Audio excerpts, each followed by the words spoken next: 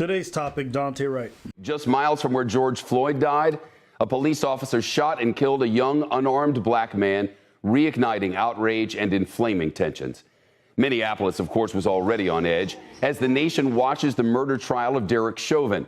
The police chief in Brooklyn Center, that's the suburb outside the city, says cops pulled over 20-year-old Daunte Wright for expired tags and tried to arrest him for an outstanding warrant. There was a struggle. The police chief says one of the officers pulled out her gun by mistake, thinking it was her taser, and fired. Today, the police chief released body cam video of the shooting.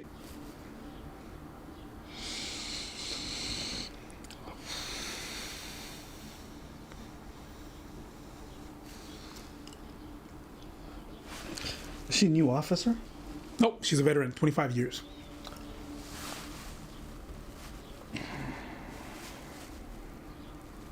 Maybe I'm wrong. Look it up. 26-year veteran. That's right. I was off by a year. Your gun when you're a cop is on your dominant hand. It's your dominant hand. So if you're right-handed, your gun's gonna be on your right. Your taser is gonna be on your left.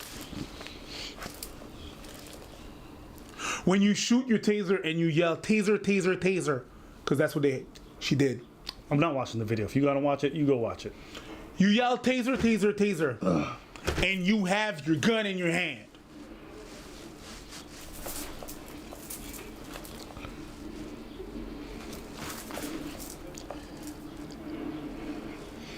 Distraction, I guess. I don't know. It gets really redundant to do these videos where we break things down or try to or whatever. It's just, it always comes back to the same thing. Whether it's biases or poor training, like, I have very little respect for that kind of an occupation with so many privileges and responsibility. Yeah. So much power and privilege, yet so little responsibility. That's what it comes down to. Maybe it's just how I was raised. Maybe it's because of the fact that I've seen how things work in the Army. But like these kinds of mistakes that the cops get away with would never fly in the Army. So that's why I'm just like, I can't respect it. You know what I mean? Like, when you have more responsibilities with how you handle foreign citizens in a foreign country as a soldier, it strikes me as completely odd that we have more responsibilities in like those kind of areas, those combat zones, right? But then you have police officers who handle your own local citizens not being held accountable for the stuff that they do. Do you know why he had a warrant? Because they didn't send the notice for a hearing on the court to the right address. Oh, so he had a warrant because it... Well, you know, that's an administrative and a systemic problem. That's an administrative and a... saying no. Yeah. I'm just saying if you put all that shit together, and it's a series of unfortunate events, and I get that. And you know what? To the people who's like, it's not even the fact that he's black. He would have been white, I would have a problem with this shit. That's not right. There's a lot of people like, yeah, but you know, we don't hear you talk when there's white people. It's not right when it happens to white people either. It doesn't make it better. Yeah, and why would you come to this discussion with that rhetoric? Considering, like, if you really care about these white victims and whatnot, then police reform benefits them as well. So what's the point of you be like, well, what about... If you want to make sure that police are held accountable and that their training is improved, you wouldn't say that. Yeah. That's such stupid rhetoric. Yeah.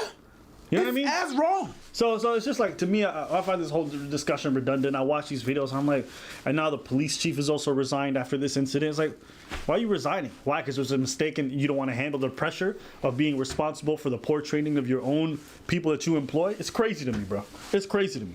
Ooh, shit. Imagine being about to hit the floor. Yeah, you're in a position of leadership and you just book it. Like, get the fuck out of here, man. Hey, he did.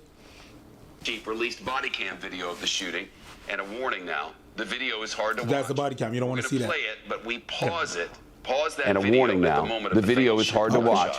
We're going to play it, but we pause it. Pause that video at the moment of the fatal gunshot.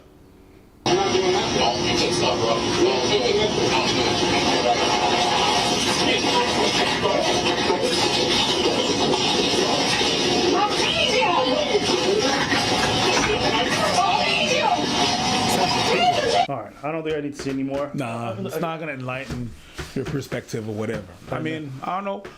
I don't know what else to say about that. I mean, I feel like we said everything that has to be said. Yeah. So I'm tired. I'm done. I'm not. Yeah. I mean, at some point, you just you see it so often, you just become used to it.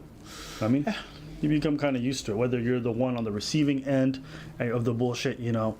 And we only see the most violent, deadly stuff. Oftentimes, it's the little things day by day that make you apathetic and make you super jaded when it comes to law enforcement. It's the unnecessary searches for no reason. It's the, you match a suspect, and then you find out that like there's nothing to it more than that. It's just like, sometimes it's just the constant annoyances. Oh, you were driving 5 kilometers, 5 miles under the speed limit. So, why are you bothering? I'm on my way to work. Like, why are y'all harassing? This is unnecessary. When you get stopped multiple times a month, man. When I lived in Los Angeles for a couple years, bro, I would get stopped on my bicycle multiple times. And I'm like, why y'all stop? It's like, oh, we just patrolling. We want to ask you a couple questions. I'm like, is there something happening? It's like, no, but you're going to stay there. And I was like, but why is this? Why are you bothering me? They bored. And they have all this power. It's just like, man, I yeah, I don't know. Sometimes just the the people are they're there to protect and serve, but the serve part really doesn't feel like it's there sometimes. It feels like it's like protect and oppress at times. And that's the stuff you don't see on cam. And who are you protecting? You know, and that's the stuff that you don't see on cam sometimes. It's like the day-to-day stuff that just really eats at you and gets in the way. Like, man.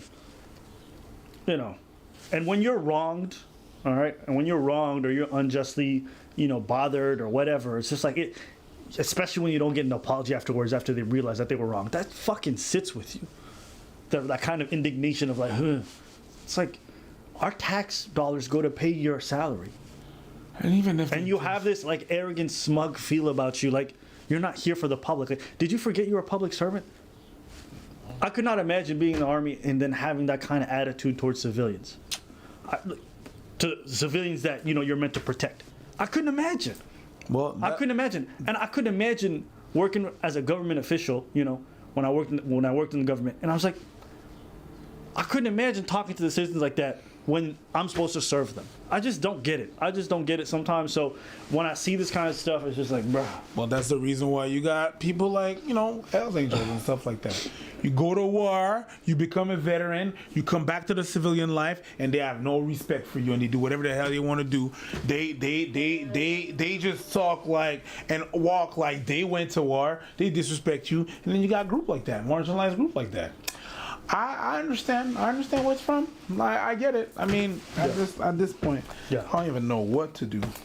Yeah, neither do I. But hey, maybe you guys have a different opinion. Like I said, just the most poorly trained group.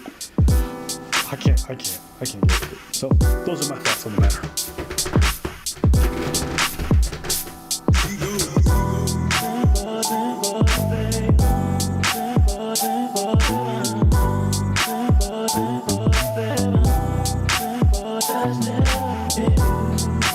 Much you can't give up.